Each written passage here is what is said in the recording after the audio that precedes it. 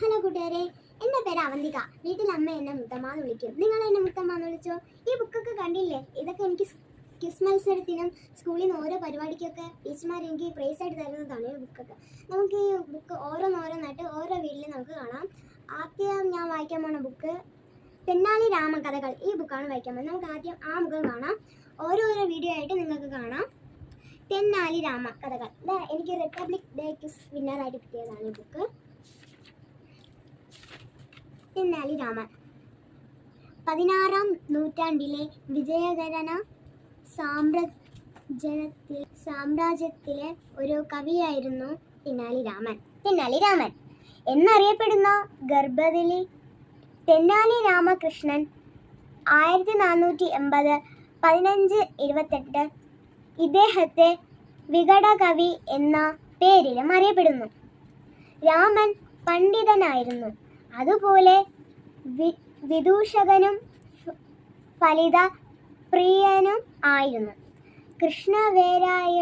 കൃഷ്ണദേവരായയുടെ സദസ്സിലെ അഷ്ടദിഗ്ഗജന്മാരിൽ ഒരാളായിരുന്നു അദ്ദേഹത്തിൻ്റെ കുടുംബം. ആന്ധ്രാപ്രദേശിലെ ഗൂണ്ടൂരിലെ തെനാലി എന്ന സ്ഥലത്ത് ആണ് ആദ്യകാലത്ത് തെന്നാലി രാമലിംഗ എന്ന പേരിലും അദ്ദേഹം അറിയപ്പെടുന്നു. വിജയനഗര രാജാവായിരുന്ന കൃഷ്ണദേവരായയുടെ സദസ്യനായിരുന്നു തെന്നാലി രാമൻ. തൻ്റെ പ്രധാന കൃതികളിൽ ഒന്നാണ് പാണ്ഡുരംഗ മഹത്വം. ഇത് പഞ്ചകാവ്യങ്ങളിൽ ഒന്നായി കണക്കാക്കപ്പെടുന്നു.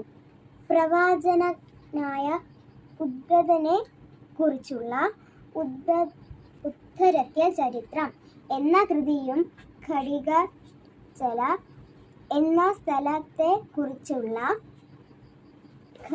ഖഡികചല മഹത്വം എന്ന കൃതിയും മികച്ചതാണ്.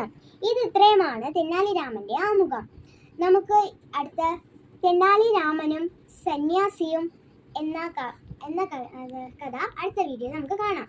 ഞാൻ വായിച്ചപ്പോൾ മിസ്റ്റേക്ക് ഉണ്ടല്ലേ, ക്ഷമിക്കണേ. അടുത്ത വീഡിയോ നമുക്ക് ശരിയാക്കാം. തെന്നാലി രാമനും സന്യാസിയും. ഇത് ഇഷ്ടപ്പെട്ടെങ്കിൽ മാത്രം ലൈക്ക് ചെയ്യുക, ഷെയർ ചെയ്യുക, കമൻറ്റ് ചെയ്യുക, സബ്സ്ക്രൈബ് ചെയ്യുക. എൻ്റെ വീഡിയോ ഇഷ്ടപ്പെട്ടെങ്കിൽ നന്ദി.